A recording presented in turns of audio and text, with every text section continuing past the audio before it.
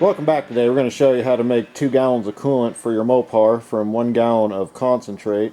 One thing interesting with the Mopar coolant, comes in 2 flavors, maybe 3 if you consider the orange, but if yours came with pink, it's a 5 years, if it came with purple, it's a 10 year, and there's a variant of orange out there, but in this case what we're working on today takes the pink. You'll notice that when you have pre-mixed coolant, it's about 17 bucks a gallon. It'll have do not add water on it and no mixing table. When you buy the Mopar coolant that's not mixed, it will say straight up antifreeze coolant, and if you look on the back you'll have a mixing table. Okay, you don't want to add water to pre-mixed. And on the same note, you don't want to stick this in straight unless you add distilled or deionized water. So because this stuff is so expensive, we're basically going to mix 2 gallons for the price of 1. So we'll actually get 2 gallons of Mopar mix for 30 bucks. Very important that you use whatever color that came out of your Mopar, because if you don't, and you go mixing coolants, green with the pink, gold with the pink, you mix the 2 types together, you're going to end up creating a mess and havoc for your cooling system. You can have things happen like seals go, you could have radiators clog up, you could have an instance where your heater doesn't work because coolant is not flowing around your system correctly. Let's just say you can do a lot of damage and it's really not worth it. We don't see a lot of problems with the pink that comes from Mopar. It's not like Dexcool from GM that ruins about every engine it touches. Pop a hood on an LS and you look down, you'll always see that those head gaskets are seeping. Why? Dexcool sucks. The idea with Dexcool is pretty much if the engine got minuscule leaks, if it hit the oxygen it could seal it up, but as we found that once you get a little bit of oxygen in the system, well, it just clogs it up. Hooray for Mopar for actually figuring out a way to make coolant without clogging the system up. Needless to say, you need to mix it correctly. So today we're going to do 50-50. We've got 1 empty container of distilled water. We've got 1 full and 1 gallon at 30 bucks a pop. Pretty simple, really. We're going to pour out about half of this into this container. When you get about half in your empty gallon, stop. Open up your fresh gallon of deionized or distilled water. I do get this water at Walmart. It's about 80 cents a gallon right now, at the time of this video.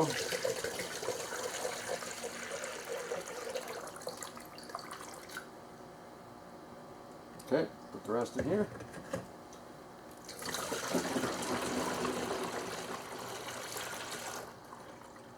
Now we have 2 gallons of Mopar Pink 5-year 100,000 mile coolant.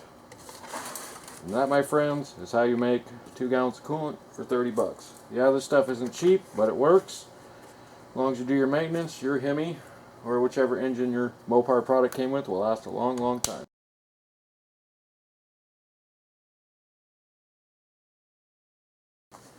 Alright, bottle number 1. Make sure you get it all in there. Don't spill any. I don't normally spill. I hate leaks. Sprouting out. Yeah, well, all that trapped air's got to go somewhere. Yeah. Well, 1 gallon down. Yep. Gallon number 2 of the Kool-Aid. Ew. Ew, it doesn't look right. So why are you mixing one with water and one with... Well, this is straight coolant, so you have to mix with water. Water is what makes coolant work. Yeah, but you did that one water, that one mixed. Well, no, I've mixed them both at 50-50. Yeah, but that one looks more watery, though. They both look the same. In the end, when I get 2 gallons through here, it's going to be mixed perfectly at 50 because it's 1 gallon of antifreeze to 1 gallon of water. And we got a massive air bubble in here too, so once the engine starts drinking coolant, once we get all the hoses filled, that's the other kicker, you got to get the hoses filled. That bubble's going to try to stop you. Yeah, like that. Yeah, that's why I laugh when I watch videos. Guys put coolant in there and say, "Oh, it's done." No, it's not done. It's done for you. Can't figure out why it overheats and you have no heat in your car, but hey, you're done. Can't figure out why a month later you blew your head gaskets. Yeah. Big air bubbles.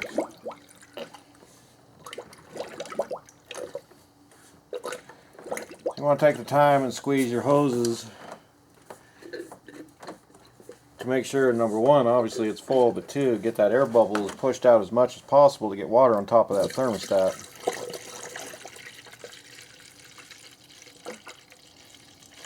And this is why we use this burping cup, so we don't spray coolant everywhere when we're trying to burp this.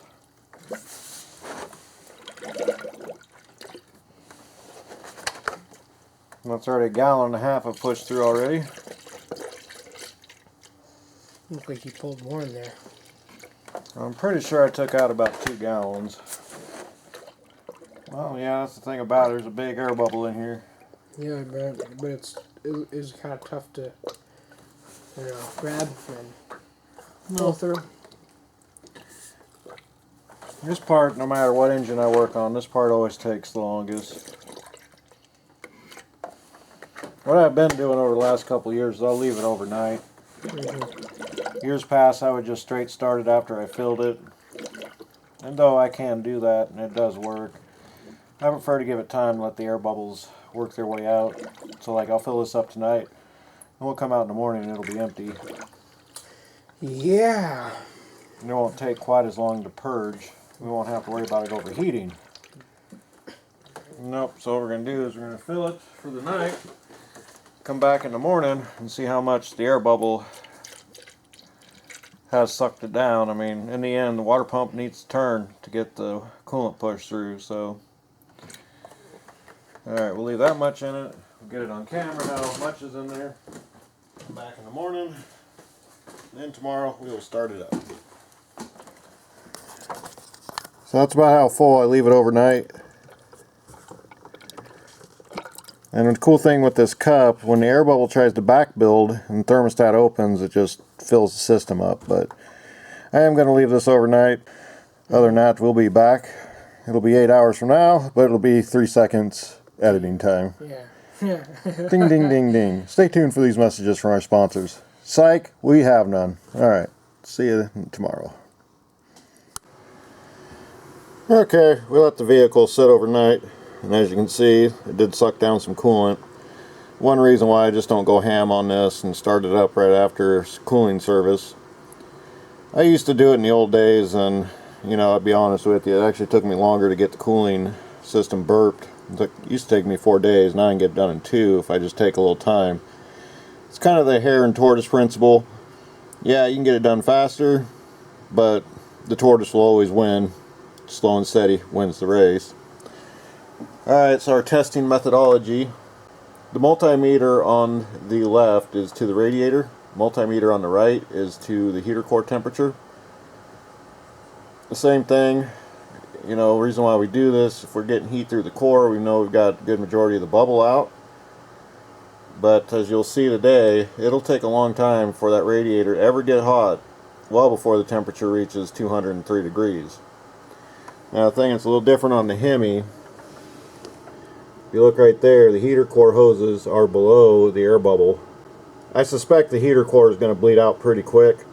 I think the problem that we're still going to have, like we do with most jobs, is that getting the bubble past the thermostat. Now that it's sucked down a bunch of coolant, hopefully that the air bleeder valve in that thermostat will make this job a lot easier. If you do put an aftermarket one in that doesn't have a bleeder, you probably want to drill a 1/16 hole. That's one thing I used to do too, but it looks like a lot of the new thermostats coming out come with the bleeder, which is nice. It makes this job a little bit easier. I'm going to put a little bit more coolant in here, but again, I'm not going to have this thing completely full, because as you're going to see, the bubble's going to come up, the level's going to come up, thermostat opens, and then it's going to fall. That's why we use this neat little cup. And they're pretty cheap. You can get these at Harbor Freight and O'Reilly's. So, alright, got a little bit more prep to do. Other than that, we're about ready to start this thing and get this show on the road. Go ahead and start it, see what we got.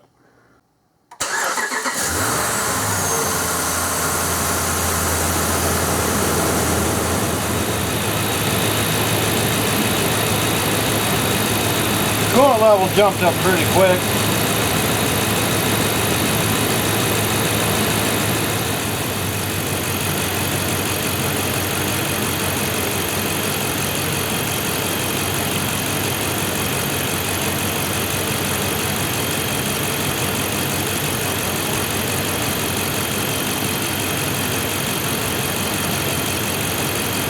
Yeah, our heater core temperature hasn't gone up, so definitely got a bubble.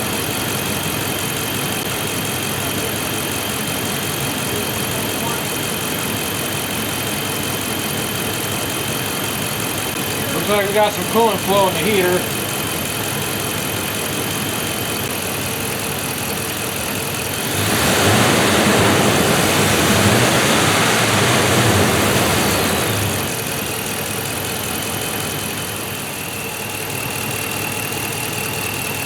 Yeah, this temperature right here should be at least 120 degrees for 150 inside. So that's how you know you got a big bubble and there's no heat in the core.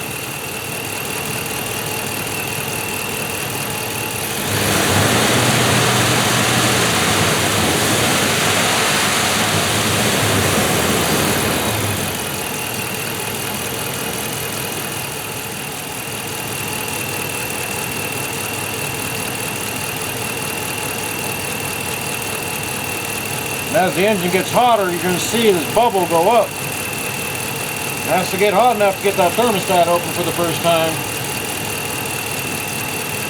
Now you start smelling that the engine's actually getting hot, and it's not the good smell.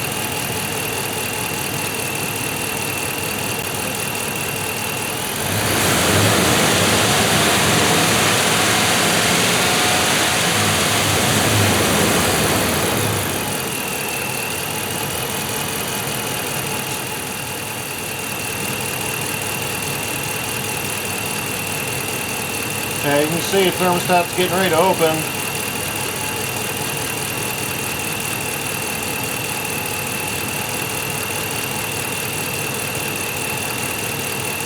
Heater core is 71 degrees.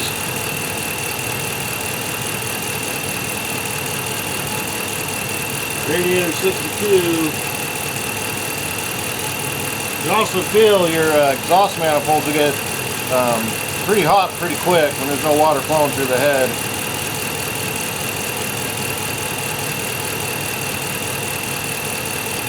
Come on, baby.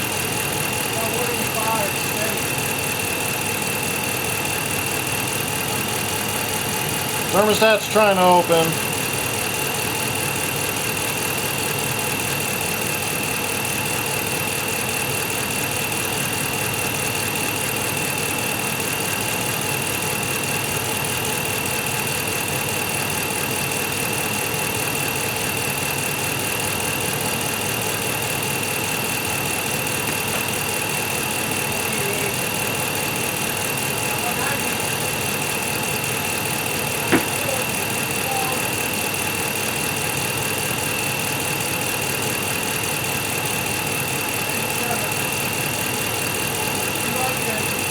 Shut it off.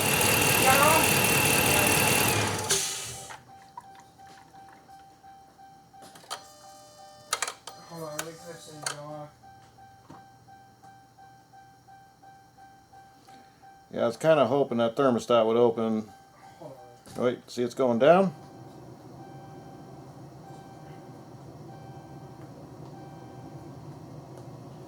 Alright, I have it too quick, so No, just turn it off. okay. Take the key out. There you go.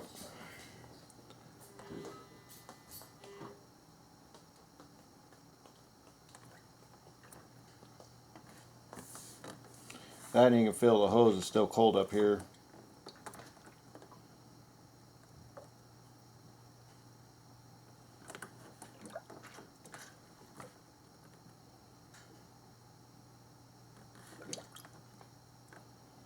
Now that bubble's pretty big. You've seen how that rose. Yeah, this is going to be a, I don't want to say difficult bleed, but it's definitely going to be a bleed that's going to take a minute. Man, I was kind of hoping for better than that. I need to make those bleeders a little bit bigger, but oh well. Alright, well, we'll let this thing cool down and start it back up.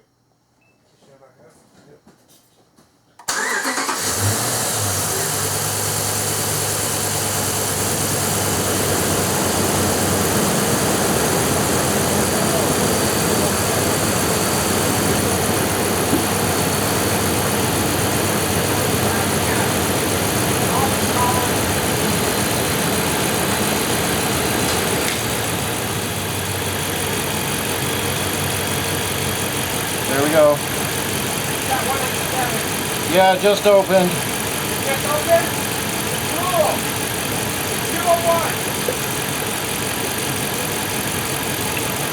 201. Oh yeah, I feel it. I feel it. You got heat? Yeah. I feel it. Going down. 195. Good. It opened and then it closed. Yep. Cool. I actually feel it. Wow.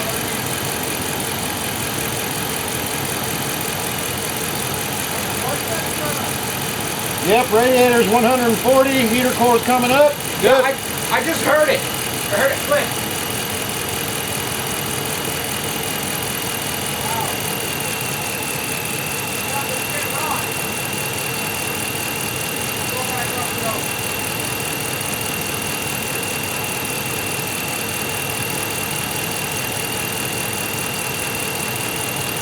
Yep, the air coming across the radiator's warm.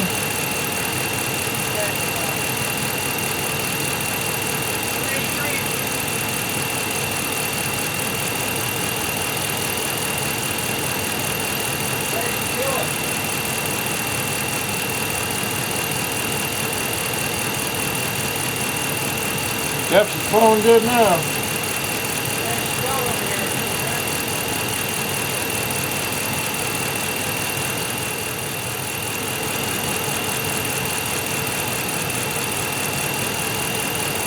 Okay, thermostat just opened. You're seeing the temperature rise in the radiator.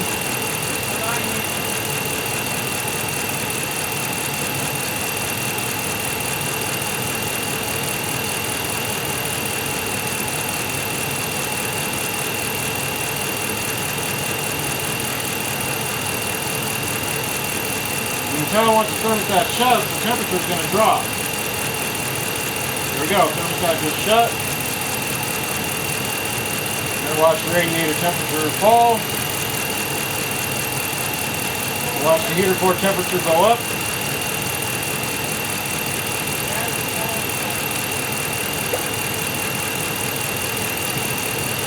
It's 190.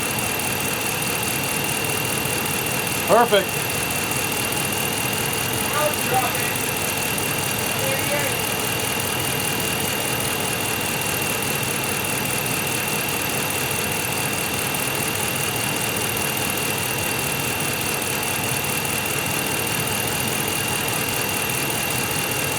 The upper hose is now too hot for me to touch. Good.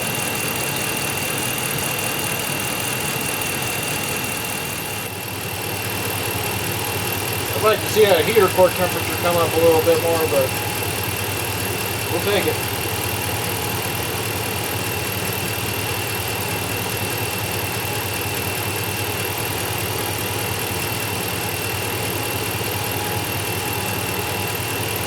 Now once the thermostat shuts, you'll see this temperature go up, you'll see that one go down.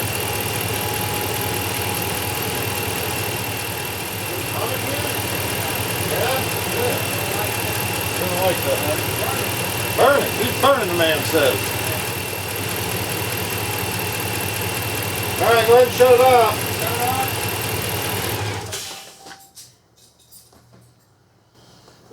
Okay, now we wait a full cooling cycle, put the cap on it, start it back up, and retest it. So far that wasn't too bad. I did have to let it get to about 205 to get that thermostat to open though.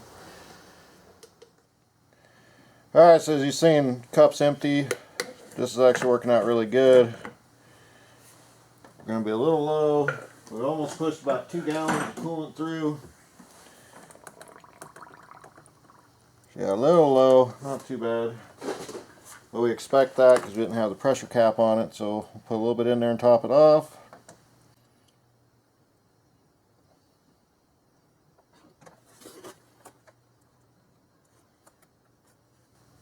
Okay, now it's full, you don't want to overfill this. And lastly, you want to put a new pressure cap on. Anytime we do a thermostat, water pump, combination of both, we always replace the cap. It's a 16-pound cap. The cap increases the boiling point of the antifreeze, so if we do get to 210, 220s, we won't boil coolant, and it'll keep the cooling system running very efficient. Okay, so now we're just going to be dependent on the reserve tank. We did fill it up. So other than that, let's get our test equipment on. We should see the heater come up in temperature pretty quick.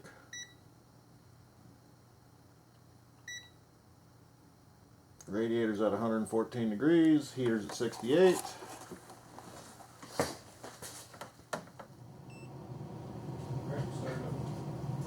Start it up. Start it.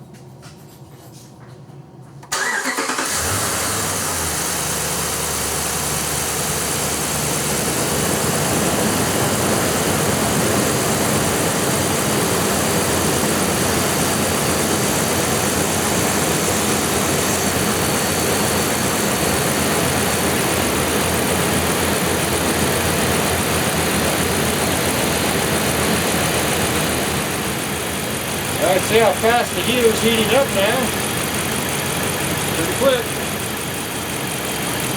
Starting to build some pressure. Good. Still a little soft.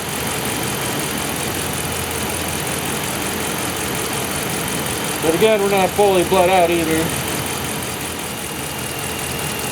You hear it idling down pretty quick too. Radiator cap's still cold, so we expect that.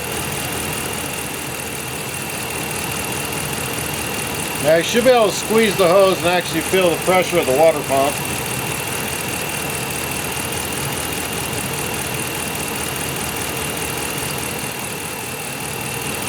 Good time to check the leaks.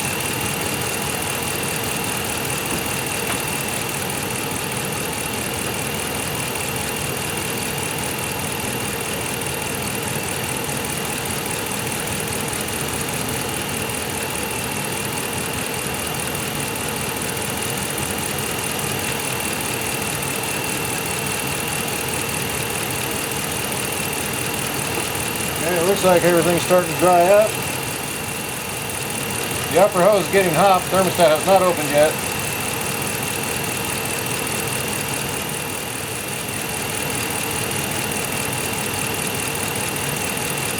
Okay, we got pressure. We're at 180 degrees. And in a second, we should actually feel the radiator get hot. Other than that, everything looks good. I'm going to let it run through one more heat cycle, put some cardboard underneath of it, and if it passes the leak test overnight, be ready for a drive test tomorrow. Right now, we're just about done with this project. On to the next.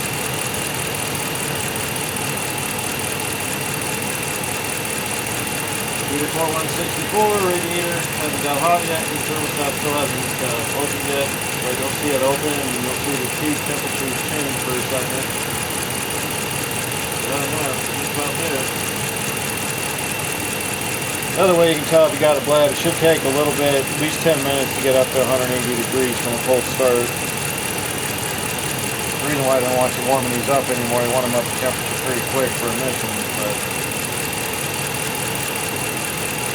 not like the old days, man.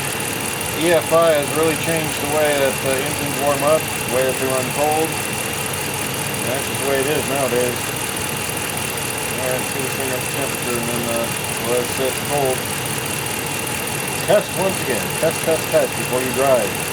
You don't want to burn up one of these engines. They're expensive. If I can find a good used Hemi online, I was looking last time, it was about $1,000 to $2,000 bucks. But you really want to do everything you can to keep these things alive. Change the oil, change the coolant, don't drive the piss out of them, do your maintenance, fix things when they break. Alright, we'll let it keep running. Yeah, she just opened.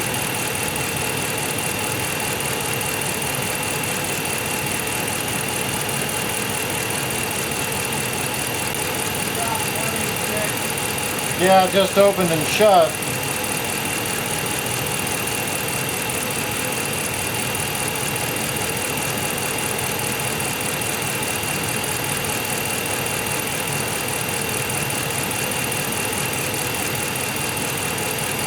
Whoa, she's getting hot now. We got pressure.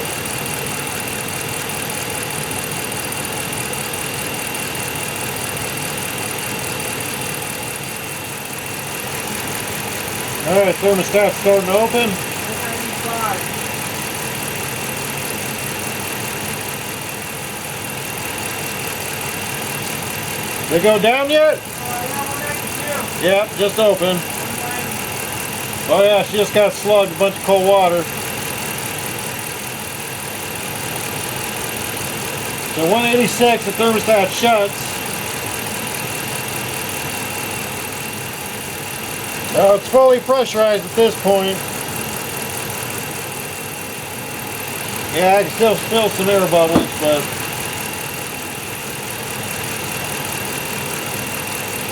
this is one really efficient radiator. It's cold on this side, hot on this side, taking all that heat out. Alright, too hot to touch now. Yeah, this hose should be hard as a frickin' rock.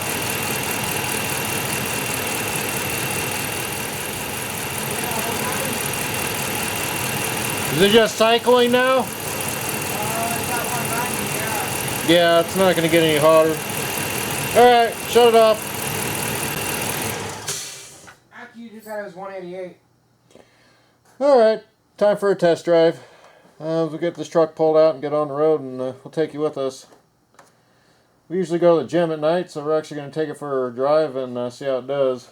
Cool thing with this thing being digital, we can actually pinpoint when thermostat opens and closes, opens and closes. One thing about where we live, it's really hard on the thermostats. We're constantly opening and closing, and we'll find that it does wear them out. In fact, let me grab the thermostat and show you what happens. So yeah, these thermostats, they open and close and open and close and open and close. And since this was a Canadian truck, it had the same thing happen up there, but it actually does wear the thermostat out. You can see right there a piece of shiny brass, and that's because this thing was actually trying to side load. So every time the thermostat would open this way, well, it sits in there like that, but every time it would open, the spring here, which is constantly binding on it,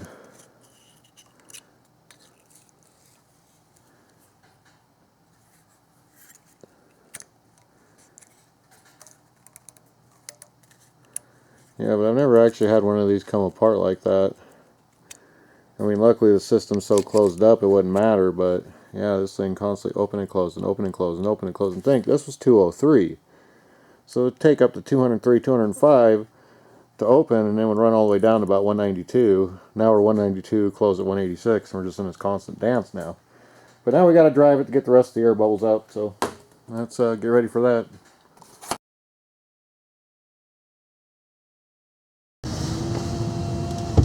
Alright, so we're out doing a test drive. One thing we noticed with the little bit cooler thermostat in the wintertime, runs it a little colder than we'd like. I mean, ideally you'd like to keep this thing exactly at 200, but the reality is, and at the end of the day, you know, you're only going to be able to get so close. You know, you run a 203, then your opening's a 205, your close is a 197. You got a 195, your open's going to be probably about 197, and close at about 190. So we're watching our graph here, and this one is our temperature, and you can see it's pretty stable. You know, we go up a tick here and there, but for the most part, when you know you're fully bled out, your temperature should be consistent to a point. Now what looks like a big swing there really isn't. It was 189 to 192. One thing I will say about the Dodge cooling system that we found is that there is an opening, as you see the little spring thing that popped off in the video, that actually blocks the water passage off. So by the time thermostat opens and the water gets too cold and that spring plunges, you know, don't be surprised and alarmed if you see 188. You know, what you don't want to see is below 180, and other than that you'll probably be fine. But pretty much during your test drive it normal. You know, you don't need to do anything special to bleed it. Just drive how you normally drive. And other than that, this job is done. So far, well pleased with the temperature stability we have. And other than that, if you like this content, be sure to subscribe. We got more Hemi stuff coming soon here in the next few months or so. Right now, we're a little backed up in the shop, and trying to do videos and get cars out is a very delicate balance. So if you like this type of video, be sure to subscribe. We'll see you next time. Thanks for watching.